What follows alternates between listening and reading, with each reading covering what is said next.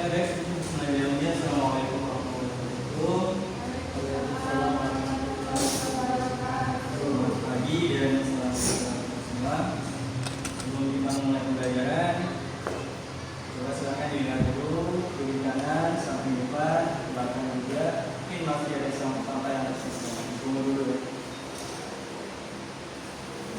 Oke, kalau sudah bersih, silakan. Kelas seperti biasa dibuka dulu dengan doa. Baik, perhatian teman-temanku. Sebelum kita mulai proses belajar mengajar di pagi hari ini, ada baiknya kita berdoa. Berdoa dalam hati dimulai.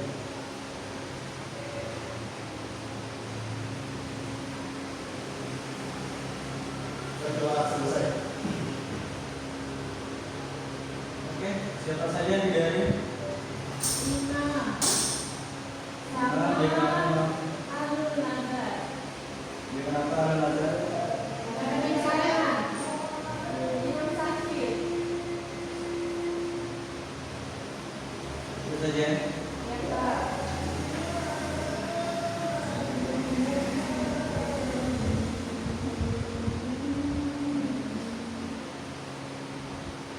Sebelum kita mulai, seperti biasa, kesepakatan kelas kita masih sama seperti minggu kemarin.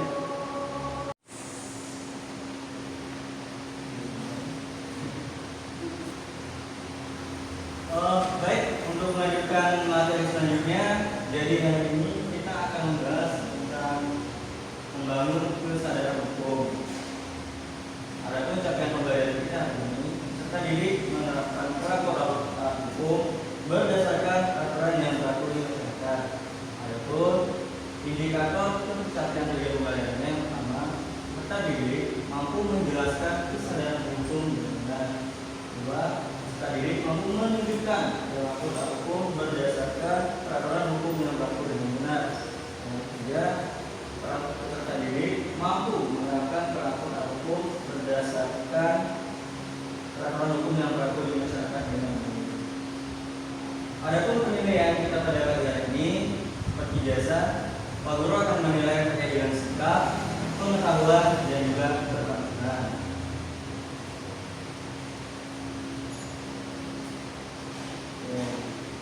Sebelumnya, silakan semuanya berdiri dulu.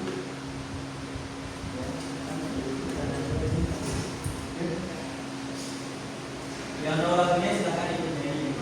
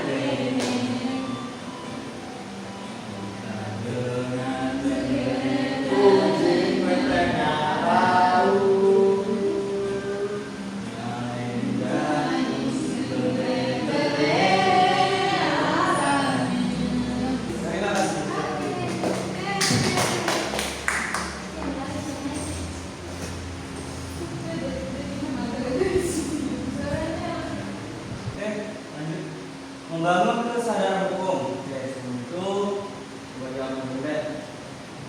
Kalian di Sasak pernah lihat orang menarik kan?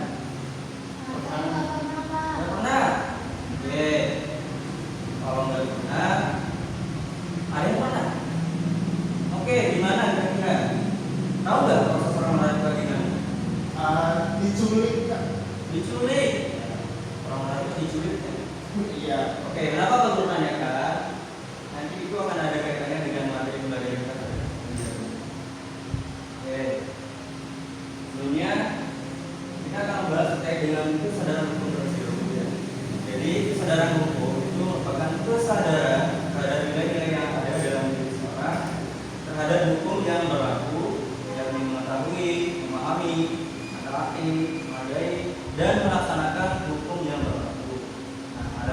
tujuan dari hukum.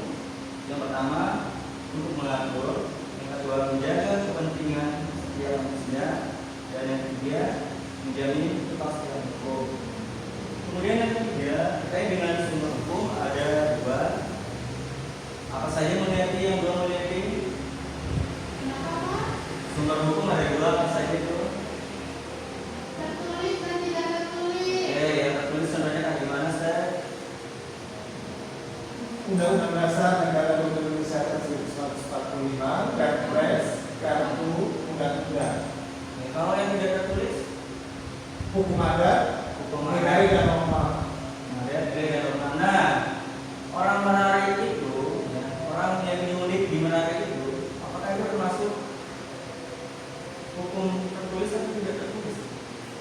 Hukum tidak tertulis Pak, karena dia masuk ke adat. Oke, berapa sumber hukum? Oke, coba kita lihat kasus ini dulu.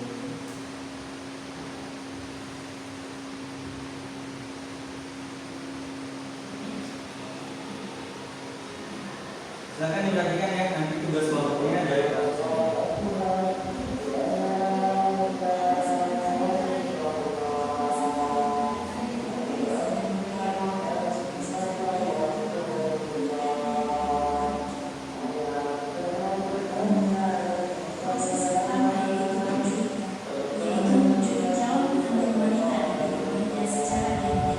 Biasanya sang wanita dan pria yang sudah suka sama suka akan berjanji untuk melakukan kauju.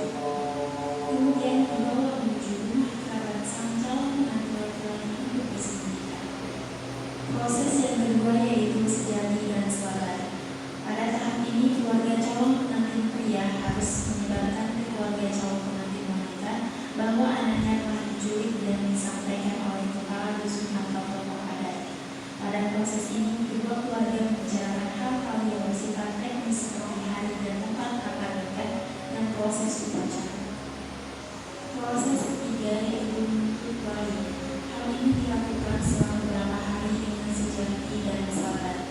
Pada tahap ini, keluarga calon mempelai pria harus memutus orang untuk meminta kesediaan keluarga calon mempelai wanita agar menjadi wali dalam akad nikah. Proses yang keempat yaitu soal serah haji kami. Proses ini merupakan inti dalam adat pernikahan suku Sasak yang memiliki makna yang cukup dalam. Soal serah artinya persaksian, haji artinya dirajak atau nilai, dan kerana artinya kekerabatan. Dalam proses ini akan dihadiri oleh para sesepuh, keluarga, dan masyarakat umum. Oke, baik. Terkait video ini ada pertanyaan? Tidak ada, Pak. Tidak ada? Ya. Oke, kalau gitu silakan duduk sebagaimana kelompok itu sudah di kelompok 1 sebelah sana, kelompok 2 di sebelah sana, kelompok 3 dan 4.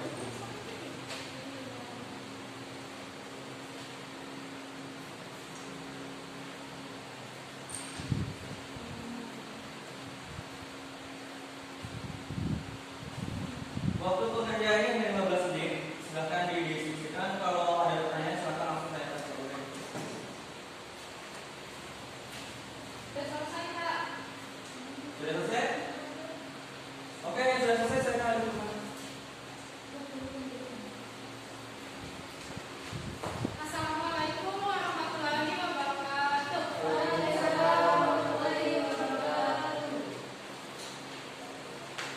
Saya perwakilan dari kelompok 1 akan mempresentasikan hasil diskusi kelompok kami.